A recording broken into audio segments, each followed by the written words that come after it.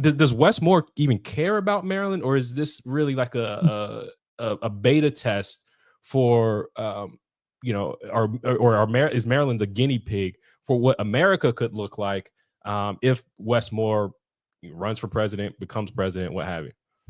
No, I think those are excellent questions. No, as far as him being concerned about Maryland, I don't think our current governor really cares about Maryland or ever has cared about Maryland. He touts the fact that he's a Marylander.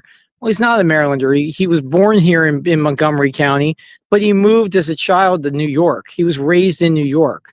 And the next time he came to Maryland was when he went and got his master's at Hopkins.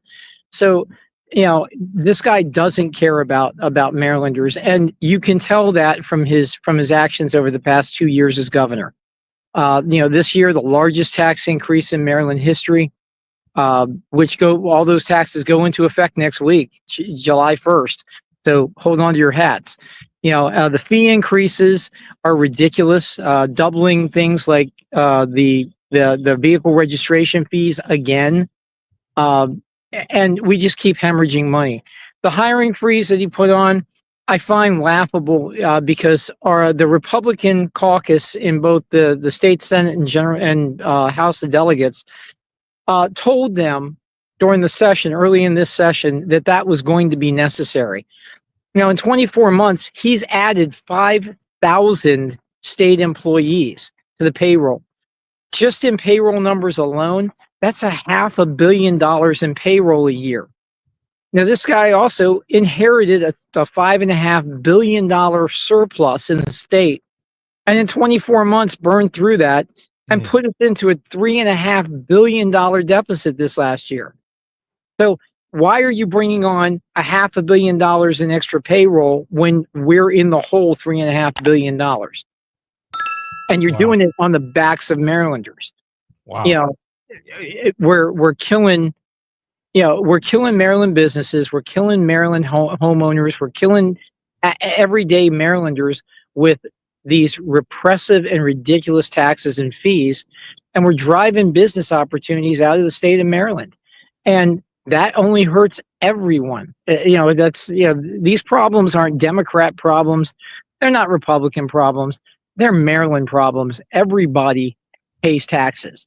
Everybody renews their car tags. Everybody needs new tires for the cars that you got to pay $5 extra per tire now as of next week. Wow. Or you can drive out of the state. Right. Economic stimulus plan for PA and VA and Delaware. Exactly. 2 quick questions for you. Number 1, where did you fly? And number 2, let's just look at the political reality of Maryland right now. We got PG County, Baltimore City, and Baltimore County, and large parts of Montgomery. How do you intend to win those blocks or enough of those territories in order to take the governor's mansion? Well, 2 great questions. First off, I was a flight engineer on C-5A and B Galaxies. Flew most of my career out of Dover for the reserves. But spent some time training other units throughout the country as they got C-5s, and flew out of Travis early in my career out in California. And as for winning the primarily Democratic areas that you mentioned, Prince George's County, largest Democratic, most blue area in the state, quite frankly. I don't think it's going to be as difficult as people seem to think. No, in a normal situation, yeah, absolutely, that'd be a straight uphill climb, quite frankly.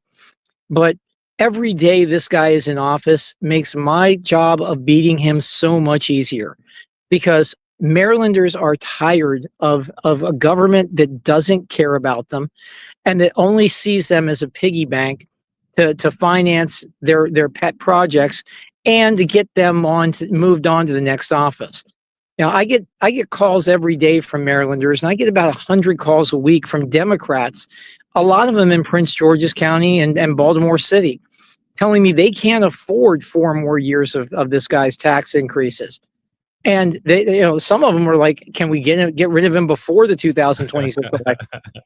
Yeah, and they're really disappointed when I explain to them Maryland state law doesn't let that happen very easily.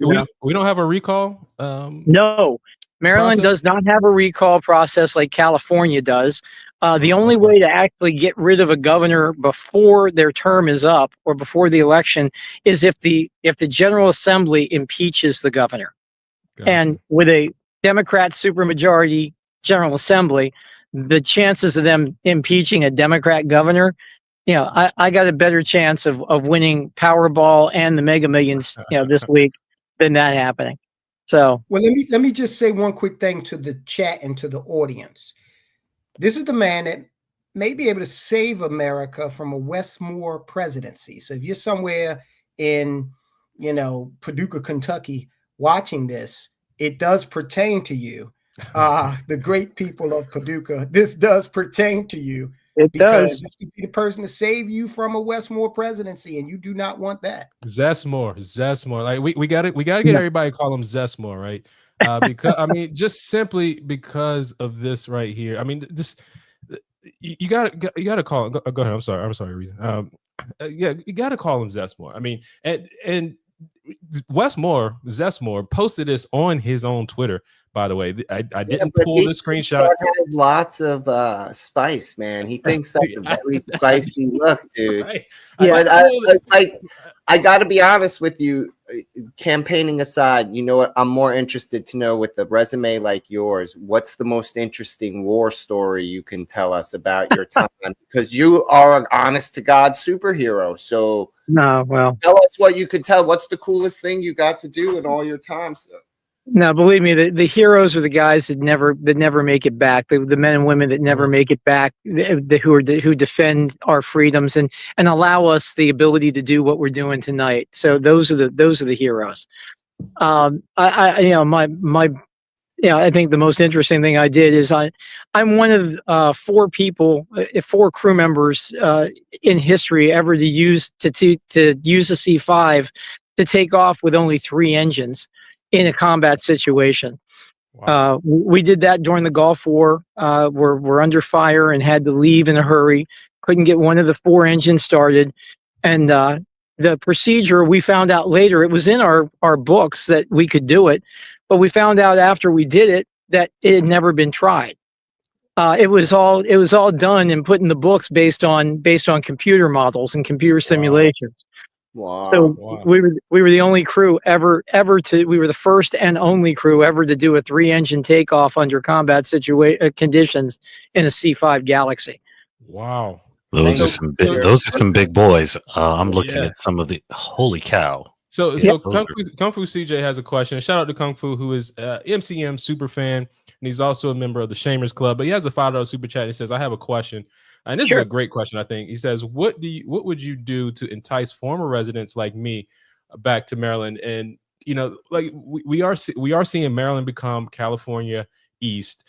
We are seeing a lot of people, either migrate south to places, Tennessee, Florida, Texas, Arizona. But this is a great question. What would you do to entice former residents like him back to Maryland? No, great. That's a great question. And of course, the states that you mentioned, what they all have in common, right? No state income tax. So is that on your platform? No, actually, it's not. Realistically, for Maryland, with the fiscal situation we're in, that's just not practical. I'd love to tell you that I'd like to do that, and realistically, I would like to do that. I mean, I lived in Florida for 5 years.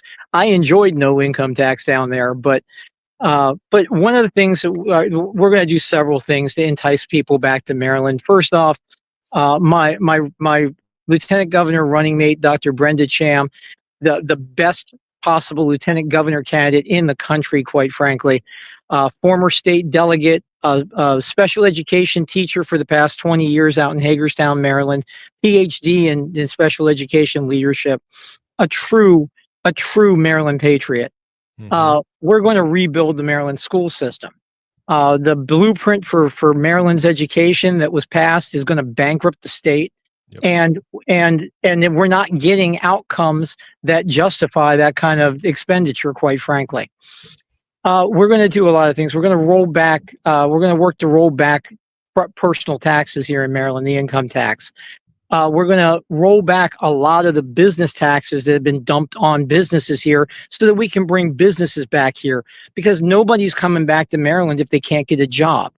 Yep. You know, and the federal government is our largest employer right now. About 300,000 Marylanders get their jobs from the federal government. And we've got a governor who publicly said he can't work with this president. Well, if you're the governor and they're your largest employer, you better figure it out, because we're hemorrhaging government jobs, and we have no private sector jobs to backfill those losses. So we're going to work there. That's actually why he didn't get that FBI building. Yeah. Well, because it's not just the FBI building, though. We lost the Bureau of Engraving and Printing, the people that actually make our money. They were supposed to move from D.C. out to the Beltsville campus here in Prince George's County. That was a $1.6 billion program, and that was canceled. That was the first thing we lost. Then we lost the FBI building, 29,000 jobs out of there and billions of dollars of tax revenue. The National Institutes of Health are cutting 20,000 Maryland jobs out of there in Rockville. We keep hemorrhaging government jobs because we've got a governor who cannot and will not work with the administration. I don't care if you like them or not. I've worked in Democratic White Houses. I've worked in Republican White Houses. I can work and will work with anyone to benefit Maryland. And as a governor, that's what you expect your governor to do. I'm starting to hear that. I'm starting to hear that fire come out, Mr. Myrick. So there it is. So shout out to TBJ, Tijuana Border Jumper. I'm new to the show. Damn, I've been missing out. Call me by my name, Tijuana Border Jumper. Shout out, salute to you. Welcome to Just the Guys Podcast.